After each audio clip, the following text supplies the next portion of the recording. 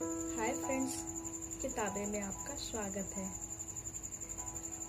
दोस्तों, जुलाई का महीना प्रेमचंद जी का जन्मदिन होता है। कथा सम्राट प्रेमचंद जी की कुछ रचनाओं पे तो हमें इस महीने बात करनी ही चाहिए। आज की रचना गबन प्रेमचंद जी का यथार्थवादी उपन्यास है।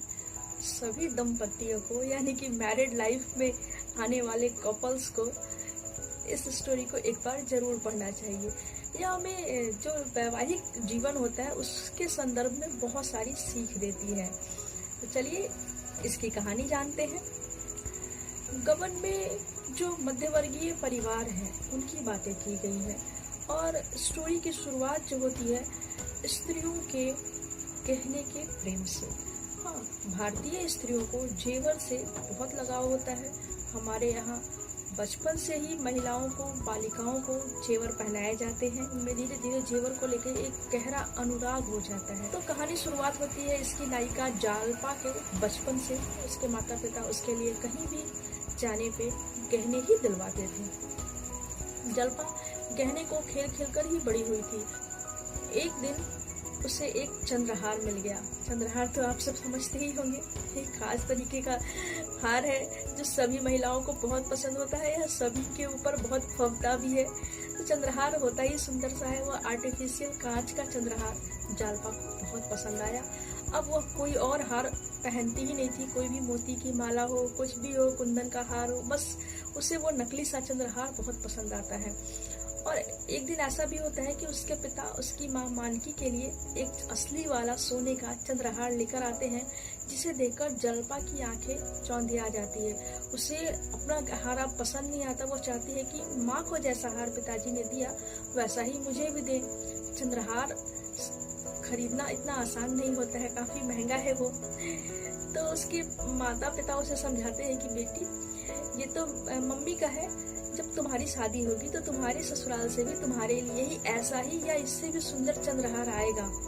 जालपा को लगता है कि अरे, इतनी महंगी चीज, इतनी सुंदर चीज जो मेरे माता पिता मुझे खरीद कर नहीं दे सकते हैं, वह ससुराल वाले देंगे। इसका मतलब ससुराल वाले अच्छे लोग होते हैं और लड़कियां जब ससुराल जाती है तो बहुत अच्छी जगह होती है, सभी लड़कियों को जाना चाहिए। तो ससुराल को लेकर के उसका भय भी खत्म हो जाता है और एक लालसा उसके मन में बनी रहती है कि जब उसकी शादी होगी, वह ससुराल जाएगी तो उसे चंद्रहार तो जरूर मिलेगा। अब देखिए दोस्तों, संयोग की बात कि जालपा की शादी फिक्स होती है रमानाथ से। उसके माता पिता को, रमानाथ पढ़ा लिखा नौजवान है, जॉब नहीं करता, पर उसके पिता जॉब करते थे। सिंपल सा मध्यवर्गीय परिवार जालपा के माता पिता को बहुत पसंद आता है। वे चाहते हैं कि दयानाथ के बेटे रमानाथ से ही उसकी बेटी की शादी हो जाए। शादी फिक्स भी हो जाती है। जो दयानाथ होते हैं, रमा के पिता, काफी ईमानदार व्यक्ति होते हैं। छोटी सी उनकी जॉब होती है और बहुत ईमानदारी से अपना जॉब करते हैं और जो थोड़े से पैसे उन्हें वेतन के रूप में मिलते हैं उससे ही सादगी पूर्वक अपना जीवन व्यतीत करते हैं। लेकिन रमानाथ को फैशन की हवा लगी हुई होती है। उसके पास खुद के संसाधन बहुत नहीं होते, पर वह दोस्तों से उधार लेके रोज नए नए कपड़े पहनता है। किसी की साइकिल लेके घूमता है, कभी किसी की गाड़ी पे बैठ के घूम लेता है, किसी के जूते ले लेता है तो किसी का कोई जैकेट ले लेता है। ऐसे करके वो प्रतिदिन अलग अलग फैशन, अलग अलग रंग रूप में घूमता है। उसे फैशन करना और बहुत अच्छे से रहना, बन ठन के रहना उसे बहुत पसंद होता है। और दयानाथ ऐसे तो सारी चीजों में उनकी ईमानदारी बहुत है, लेकिन जो आम भारतीय परिवार की धारणा है कि वो शादियों में बढ़ चढ़ के खर्च करते हैं, यह दयानाथ में भी यह अवगुण था। वो चाहते थे कि उनके बड़े बेटे की शादी हो रही है तो वह काफी धूमधाम से हो, और जो समाज में रीति रिवाज है गहने वगैरह ले जाने का, तो कपड़े और गहने बहू के लिए बहुत सारे होने चाहिए और इसके लिए बाकायदा वह कर्ज लेते हैं। इसमें परिवार के सभी लोगों की सहमति रहती है। उनकी पत्नी भी चाहती है कि भाई बेटे की शादी हो रही है तो हमें अच्छे से करनी चाहिए और इसके लिए हमें कर्ज लेना पड़े तो ले, बाद में धीरे धीरे करके कर्ज पटा लेंगे, पर अभी तो कर्ज लेनी चाहिए। उनके मन में रहता है कि लड़की के पिता भी कुछ पैसे देंगे, पर लड़की के पिता भी ईमानदार व्यक्ति रहते हैं। जालपा के पिता भी कपड़े और सामान तो देते हैं पर पैसे नहीं देते। जब जालपा की बारात आती है सभी लोग बहुत खुश होते हैं कि इतने सारे जेवर जालपा को मिले, पर जालपा बहुत उदास हो जाती है क्योंकि उन गहनों में चंद्रहार नहीं था। रमानाथ तो जालपा को देखकर खुशी से फूला नहीं समाता कि उसकी पत्नी इतनी लावण्यमयी, इतनी सुंदर और इतनी सौम्य है।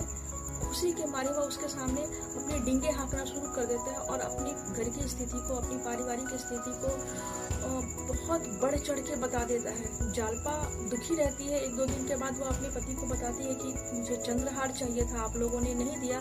जब घर में इतने पैसे हैं, सब लोग इतने संपन्न हैं, तो मुझे चंद्रहार दिलवा दो।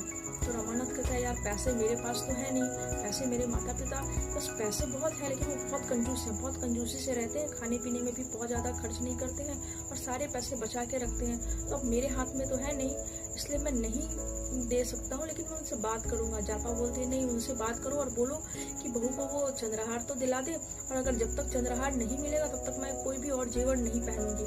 जालपा यूं ही शादी रहती है और सारे जेवर संदूक में पड़े रहते हैं। और व्यवसायी रहते हैं, वो अपने पैसों के तकाजे करते हैं। दयानाथ बड़े मुश्किल में पड़ते हैं। वो रामायण को कहते हैं कि देखो बेटा, पैसे तो आए नहीं कहीं से, और बहू को सारी स्थिति हमारे घर की पता हो ही गई होगी। अब तक तुमने बता दिया होगा कि हम बहुत पैसे वाले नहीं हैं। शादी में तो हो जाता है दिखावा, लेकिन अब 1 या 2 जेवर वो अगर वापस कर दे तो कुछ दिनों के लिए जो कर्ज का है भार है और जो तकाजे हैं वो टल जाएंगे। फिर धीरे धीरे और कुछ पैसे आएंगे तो मैं पटाऊंगा, लेकिन तब तक 1-2 जेवर तो उससे ले लो। रमानाथ कह के तो जाता है कि मैं बात करता हूँ उससे, पर यह उससे हो नहीं पाता है। पत्नी के सामने जाते हैं, फिर वो वापस डींगे हाँकने लगता है। सुनार को पैसे तो दे नहीं थे। रमानाथ गहनों की चोरी कर लेता है, नीचे जाके अपने पिता को बक्सा दे देता है और फिर चोर चोर चिल्लाता है। घर में चोर चोर का शोर मचता है। सुनार को गहने वापस दे दिए जाते हैं। जालपा पहले से भी ज्यादा दुखी हो जाती है। रमानाथ के एक फ्रेंड रमेश के थ्रू उसे चुंगी के दफ्तर में जॉब मिल जाती है। जालपा बहुत खुश होती है कि चलो सास ससुर कंजूस है तो क्या हुआ, पति को अब जॉब मिल गई तो अब सारे गहने जेवर मिल जाएंगे। चुंगी के दफ्तर में रमेश ने उसे बताया होता है कि देखो भाई, यहाँ पे थोड़ी रिश्वत भी मिल जाएगी, पर तुम अधिक लालच मत करना और ईमानदारी से काम करोगे तो यहाँ पे तुम बहुत अच्छा कर सकते हो। रामानाथ हाँ बोल देता है। जो पैसे आते हैं उससे वो अपनी पत्नी के लिए रोज रोज अच्छे अच्छे कपड़े, जो मेकअप के अन्य सामान होते हैं वो सारा कुछ ला के उसे देता है। फिर जालपा जब तक मोहल्ले में निकलती है तो बहुत सारी महिलाओं से उसकी दोस्ती हो जाती है। तो वो लोग घूमने, सैर सपाटे के लिए, पिक्चर के लिए जाती हैं, तो उसका सारा खर्चा जालपा ही उठाती है, क्योंकि रामानाथ उसे रोज पैसे देता था। उसे पता ही नहीं था कि रामानाथ के घर में और पैसे नहीं है, सारे पैसे का क्या करना है। घर की आर्थिक स्थिति से तो वह बेचारी अनजान रहती है। तो रामानाथ जो भी पैसे देता है वो पूरे दिल खोल के उसे खर्च करती है। फिर और बीच बीच में वो उसे गहनों की याद दिलाती रहती। तो रामानाथ कभी कोई बहाना बनाता, कभी कुछ। अपनी पत्नी के लिए वो एक दिन सराफा से बहुत सारे सुंदर सुंदर जेवर खरीद कर ले आता है। जालपा उन गहनों के पैसे के बारे में पूछती है तो वह फिर से साफ झूठ बोल देता है और कह देता है कि ज्यादातर पैसे दिए गए हैं, कुछ पैसे उधार हैं जो मैं धीरे धीरे चुका दूंगा। जालपा खुश हो जाती है। गहने पहन के अब वो और बड़ी मित्र मंडली बना लेती है, खूब घूमती है, मस्ती करती है। रामानाथ के सारे पैसे जालपा के मित्र मंडलियों को भी समर्पित होते रहते हैं। रमानाथ इस क्रम में जालपा की एक फ्रेंड रतन के लिए जेवर खरीदने के पैसे लेता है और उसे ही सुनार को दे देता है। रतन जब पैसे लेने आती है तो हड़बड़ा के रमानाथ ऑफिस के पैसे दे देता है। और ऑफिस का यह गबन, सुबह जब पैसे जमा नहीं होंगे तो क्या होगा, उससे बहुत परेशान हो जाता है। वो अपने मित्र रमेश को बताता है तो उसे बहुत फटकार लगती है और वो कहता है चलो पैसे कहाँ घर पे रख के आए हो तो जमा कर दो। और रमानाथ अपने घर आता है। पत्नी जालपा को पत्र लिख के सारी स्थिति बताता है और कुछ गहने मांगता है। जालपा पत्र पढ़ती रहती है तो उसके चेहरे के भाव को देख कर रमानाथ डर जाता है और घर से भाग जाता है। उसे लगता है कि अरे जालपा तो अब जान गई कि वो बहुत अमीर नहीं है, वह गरीब है, मिडिल क्लास व्यक्ति है। वो क्या सोचती होगी मेरे बारे में, ये सब सारा कुछ सोच कर रमानाथ का दिमाग परेशान होता है और वो घर से भाग जाता है। इधर जालपा को भी बहुत दुख होता है कि हस्बैंड वाइफ के बीच में इतनी दूरियां थी, इतना सारा झूठ बोला गया उससे, तो अब तक क्या समझती रही। और पैसों को, बहुत पैसे यह समझ कर ही तो वह पैसे उड़ाती रही, उसने कुछ भी पैसा जोड़ा नहीं। वो परेशान हो जाती है और जल्दी से जेवर लेके नीचे तो आती है, पर रमानाथ जा चुका होता है। फिर उसकी पुलिस रिपोर्ट कर दी जाती है। अपने गहने बेचकर जालपा चुंगी के पैसे जो रहते हैं वो जमा करा देती है। इधर रमानाथ डर के भागता है तो वो ट्रेन में बैठ के कलकत्ता की ओर निकल जाता है। रास्ते में उसे एक वृद्ध खटिक देवी दीन मिलते हैं जो उसे अपने साथ अपने घर ले जाते हैं। उनके पुत्रों की मृत्यु हो चुकी होती है तो वे रमानाथ को अपना पुत्र मान लेते हैं। तो उनकी पत्नी जग्गू के साथ ही रमानाथ उनके घर में रहता है और वहीं चाय की दुकान खोल के बहुत मस्त लाइफ जी रहा होता है। उसे बार बार जालपा की याद आती है तो वो उसे लाना चाहता है, लेकिन रमानाथ पुलिस से डरा रहता है। उसे लगता है कि सारे पुलिस वाले को तो अब पता ही होगा कि वो चुंगी के दफ्तर से पैसे लेके भागा है, गबन की बात कहीं छिपती है वाला।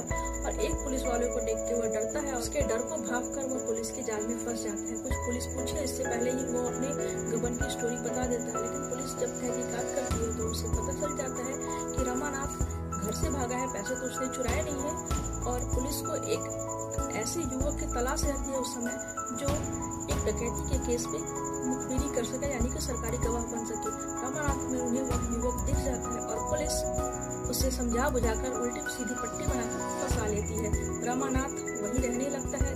देवी दीन और जग्गू उन्हें उसे छुड़ाने आते हैं और उसे बताते हैं कि ऐसा मत करो, पर रमानाथ पे पुलिस का प्रभाव बन चुका होता है। वह उनकी बात नहीं मानता है और वहीं रहकर गवाही देने का फैसला करता है। और उसकी गवाही से एक निर्दोष व्यक्ति दिनेश की मृत्यु होने वाली होती है, उसे फांसी दिया जाने वाला होता है, जिसे जानकर देवी दीन बहुत दुखी होता है। इसी बीच जालपा अपने चातुर्य से रमानाथ का पता लगा लेती है और वह देवी दीन के घर पहुंच जाती है। वह वहीं रहने लगती है और रमानाथ की झूठी गवाही देने की बात सुनकर उसका दिल बहुत टूट जाता है। वह रमेश के घर जाती है और पश्चाताप के रूप में उनकी सेवा करती है, उनके घर के कामकाज करती है और उनके दुख में सहभागी होती है। इधर पुलिस रमानाथ का मन बहलाने के लिए एक डांसर उसके पास प्रोवाइड करा देते हैं।